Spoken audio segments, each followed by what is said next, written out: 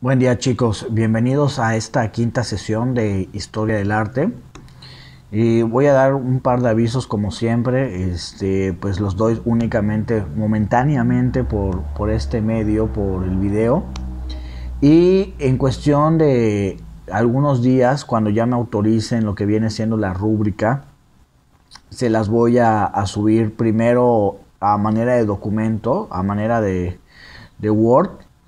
Y posteriormente pues subiré un video explicando en qué va a consistir este proyecto integrador. Así que por favor nada más que se estén al pendiente. De igual forma, se tuvo que hacer una depuración del bloque 1 para que se pudiesen subir archivos del bloque 2. Porque pues digamos que la memoria que nos proporciona el Classroom ya se había llenado. Existe la posibilidad, no es seguro, pero existe la posibilidad que solo se borraron del bloque 1, pero pues ya vieron que hubieron bastantitos problemas, tuvieron el problema desde la semana pasada y el fin de semana para subir archivos. Ya este problema ya debe estar solucionado por la depuración que hubo. Algunos me estuvieron mandando el correo. Sin embargo, para mí pues es muchísimo más fácil revisarlo desde el Classroom para que no se traspapele. Entonces existe la posibilidad, no es seguro, les repito, que les abra nuevamente los espacios tanto para las dos tareas que ya tenemos, así como para la actividad de puntos extras. Entonces chicos, nada más ahí les pediría que estén al pendiente de si se abre el espacio o no. Ok. Voy a comenzar el siguiente tema, que es el arte en el siglo XIX. Ya estuve revisando la extensión del tema y lo más seguro es que lo tenga que dividir en dos sesiones.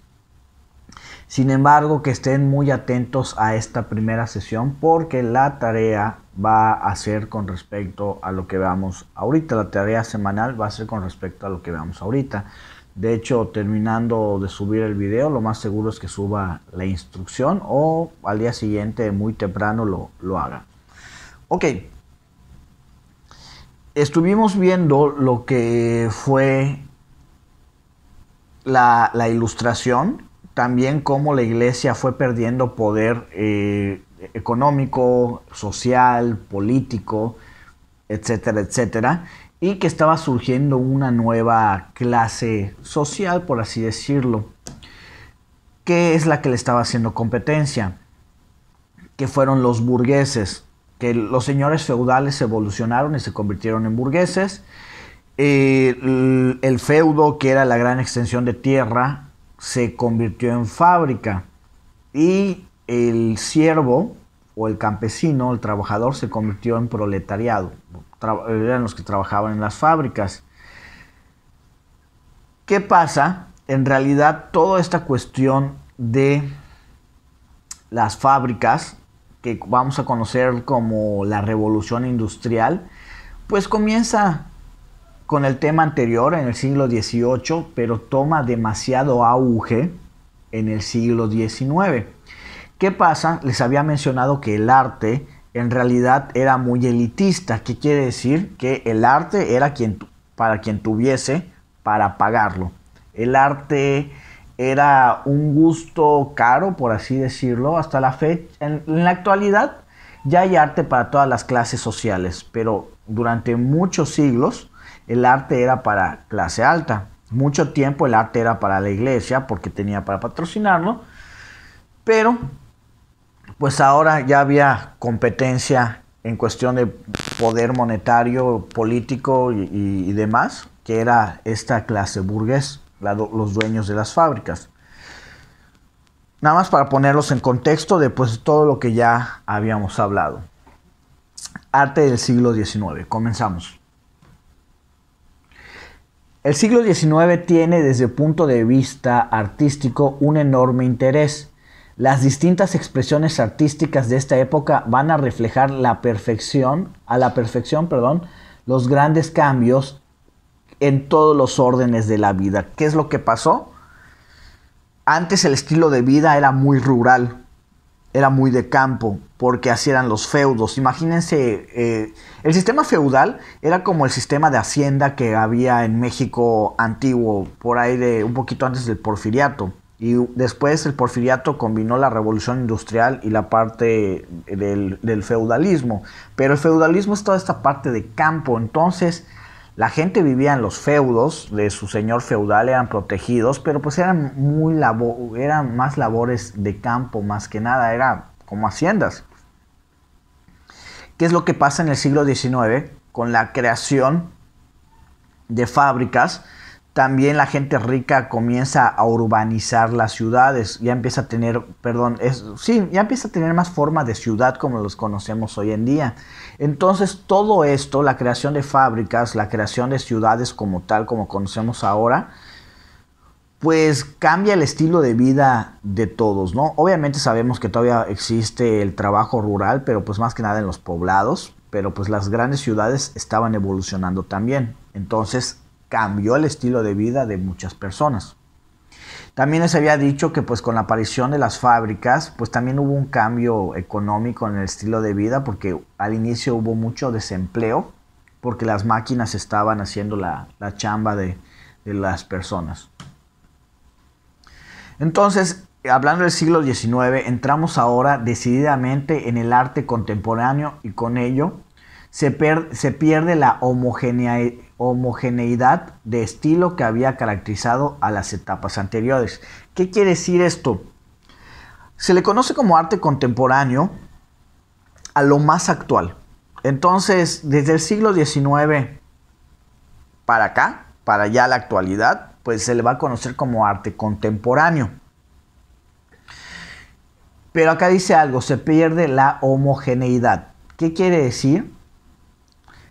El arte tenía muchos estándares y que para poder tener éxito tenías que cumplir lo más pegado al 100% de esos estándares. No había tanta libertad.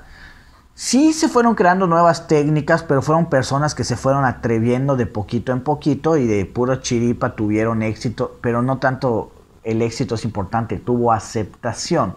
En cambio, del siglo XIX hasta la actualidad, sobre todo en la actualidad, ya se pierde esta homogeneidad. Es decir, ya el arte puede venir en cualquier forma.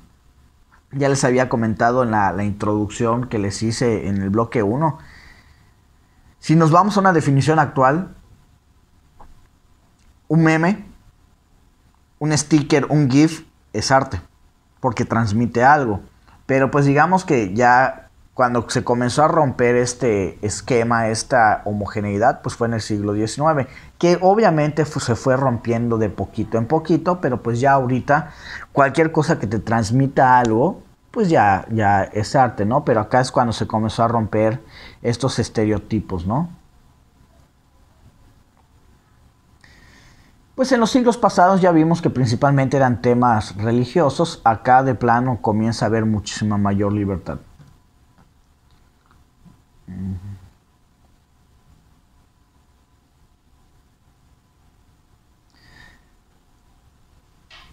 Lo que les había mencionado también, que pues acá los principales que pagaban por el arte, pues en realidad los que ya estaban adquiriendo demasiado poder, pues eran los burgueses. E inicialmente en el siglo XIX, quienes tenían para pagar obras de arte muy caras, pues eran los burgueses, los dueños de las fábricas. Y acá sí perdió bastante poder la iglesia. De igual forma, regresando a la idea de la ilustración, dice, los viejos principios van a cuestionarse y las nuevas respuestas no serán a partir de ahora uniformes. Lo que les decía, hasta para la ciencia y para todo, cuando se preguntaban algo, la respuesta era Dios. La respuesta era Jesucristo, la respuesta, o sea, eran respuestas divinas.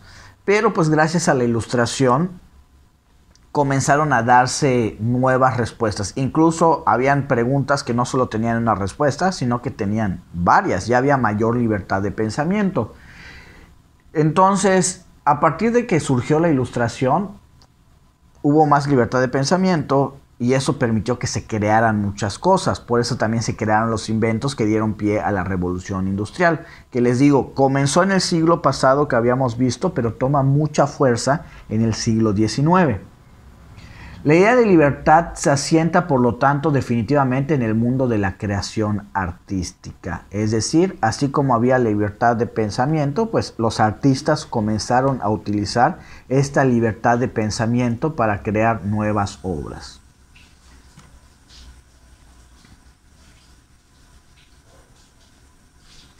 Así pues, el siglo XIX es un siglo de un inusitado interés para el que le gusta de la historia del arte. Es un festival para los sentidos y la reflexión acerca del sentido de la obra. ¿Qué pasa? Gracias a esta nueva libertad de pensamiento, pues acá comienza a haber una explosión de muchas nuevas formas de arte o muchas variaciones. Hubo nuevas creaciones, nuevos géneros en pintura, en arquitectura, en la música, o sea, todo eso gracias a esta nueva libertad de pensamiento. Muchos caminos se abrieron en el arte en el siglo XIX, pero todos pueden resumirse en unos: el de la libertad de creación. La revolución industrial y la burguesa tuvieron su continuidad en la expresión artística. Desde entonces y hasta hoy mismo el arte sigue en esa misma dirección. Acá, quizás no tiene mucho sentido esto, pero es facilísimo de explicar. ¿Qué es lo que pasa? ¿Quiénes son los que gastan más en arte? Obviamente la clase alta. La clase alta puede ver una pintura y que para ellos valgan 5 millones, te lo van a pagar.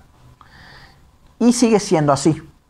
Desde el siglo XVIII, en el siglo XIX más, pero pues en realidad sigue habiendo esto. Pero pues en la actualidad, como ya mencioné, ya hay formas de arte para la clase media, ya hay formas de arte para la clase baja, pero pues obviamente de donde hay más manejo de dinero para el arte, o los que despilfarran más en arte, pues es la clase alta. Ahora bien, la revolución industrial también, ¿cómo se beneficia del arte? Pues obviamente, si el burgués recibe más dinero, pues gasta más dinero en arte. También otra cuestión. Estamos en la revolución industrial, también se creó el capitalismo. El crear un producto nuevo también es parte de un proceso creativo, es parte de un proceso artístico. Nuestro cerebro, o de los inventores, trabajan muy fuerte su lado creativo. Hasta cuando tú tengas el mejor invento del mundo, si no tiene un diseño atractivo, no te lo van a comprar. Entonces, ¿qué pasa en la revolución industrial y en el capitalismo? Si tú me inventaste una nueva idea y tiene un diseño precioso y lo podemos comercializar, te lo compro. Entonces también entra esta parte de que en cierto punto la revolución industrial y el capitalismo también requieren de creatividad para seguir generando dinero. Ok, vamos a comenzar con las diferentes formas de arte. Y comenzamos ahorita con la arquitectura. En la arquitectura va a haber dos formas principales. O sea, va a tener subdivisiones, pero vamos a dos formas. La arquitectura, pues, es el arte o la ciencia del diseño de edificios. Pero recordemos que se estaban construyendo nuevos edificios, los cuales son las fábricas. Y también no solo eso, se comenzaron a crear oficinas para comenzar a vender los productos que se crearon en esa fábrica, la parte de ventas y demás.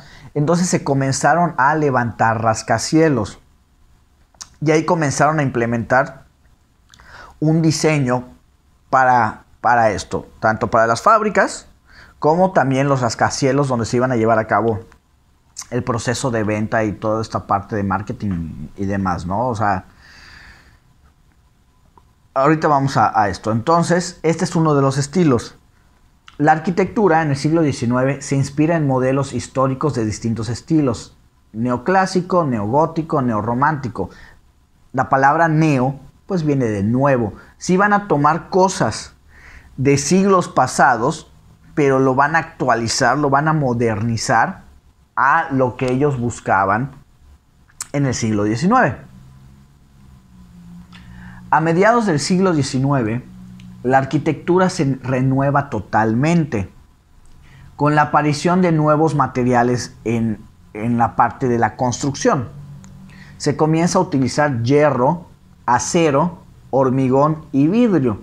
Hierro y acero era para prácticamente la estructura para que aguantara un rascacielos, es decir, un edificio de varios pisos. El hormigón, pues digamos que es lo que conocemos acá como tabla roca. ¿Qué pasaba? Se iban a instalar cubículos, oficinas. Y pues el hormigón es un material que pues lo puedes decorar como si fuera pared, como la que tengo acá atrás, pero este es de concreto. Entonces, ¿qué pasaba? El hormigón o la tabla roca no pesa, pero da la apariencia de que si fuera como de ese material. Entonces, con eso también ayuda a que no pese el edificio, aunque tenga estructura de hierro, lo estás liberando de mucho peso. Y con eso hacen los cubículos para separar a un individuo de otro y que tengan un espacio personalizado. El vidrio principalmente en la parte de afuera, más que nada por cuestiones estéticas. Y pues también la necesidad de construir edificios más prácticos, espaciosos y funcionales. Todo en torno a la revolución industrial, es decir, al capitalismo también, es decir, a vender y a vender. O sea, era para esto la aparición de nuevos edificios. Hemos visto en películas norteamericanas, también en México, pues hay los rascacielos, edificios de muchos pisos, pero pues obviamente hay algunos que ya los renovaron o hay unos que son totalmente nuevos. Pero pues los primeros del siglo XIX se veían más o menos así.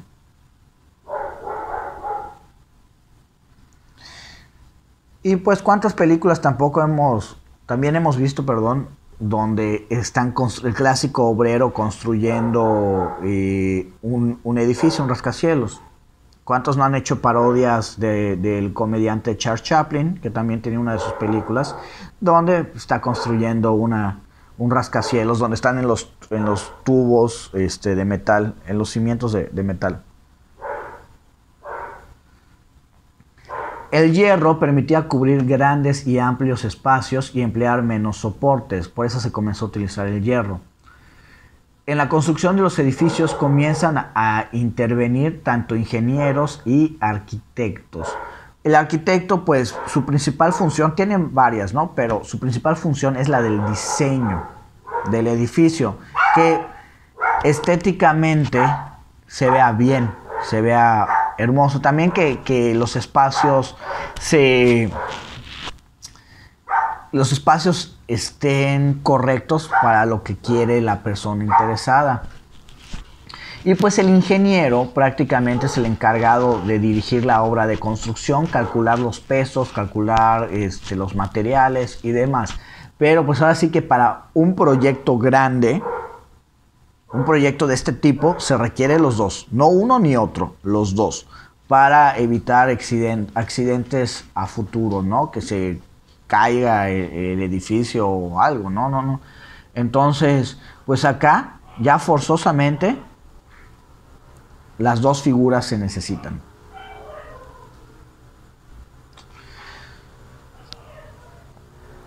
Además de los rascacielos, otra estructura de metal de las más importantes creadas en este siglo XIX fue la Torre Eiffel, que pues sabemos que está en Francia, está en París.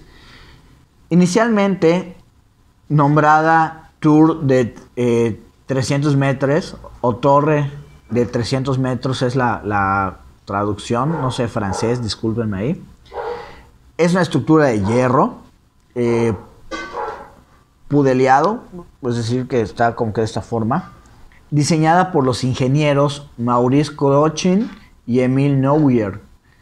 dotada de su aspecto definitivo por el arquitecto Stephen Saubastre y construida por el ingeniero francés Alexandre Gustave Eiffel. O sea, en honor a este último que lo concluyó, pues se le nombró como la Torre Eiffel. Tengo una imagen, pero se ve muy opaca, pero pues ustedes conocen la Torre Eiffel. Ahí sí no hay pierde, ¿no? Es un símbolo de Francia y de su capital. Es la estructura más alta de la ciudad y el monumento que tiene más visitas en el mundo en todo el año. Se calcula que van 7.1 millones de turistas cada año, igual y son más.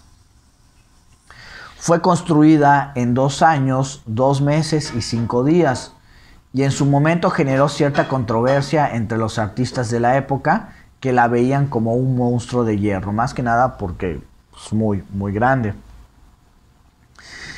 De igual forma, en realidad la Torre Eiffel, para el que no lo sepa, en realidad, además de ser un sitio turístico, sirve como antena para canales de radio y canales televisivos. O sea, es una gran antenota esta Torre Eiffel. Incluso para la Primera Guerra Mundial y la Segunda Guerra Mundial, pues servía como satélite para las telecomunicaciones del ejército francés, que luego Hitler invade en la Segunda Guerra Mundial Francia, y pues ellos también utilizan a la Torre Eiffel, ¿no? En la actualidad pues se regresó a este uso de antena, pero pues ya no para fines militares. La otra forma de arquitectura fue llamado el modernismo, también llamado Art Nouveau, que pues está en francés, que es arte nuevo, va de la mano de lo moderno. Es un estilo arquitectónico que nace como una explosión de libertad. Acá no vamos a estar viendo tantos fierros, tanto hormigón, ni vidrios. Acá la verdad es una forma de arquitectura, ahora sí que completamente diferente a la de los edificios, los rascacielos. Su estética se inspira en la naturaleza. En sus edificios dominan las formas curvas y la decoración exuberante. El modernismo se desarrolla en Barcelona. Su máximo exponente es el arquitecto Antonio Gaudí y tiene muchas curvas. Es más exótico este tipo de arquitectura.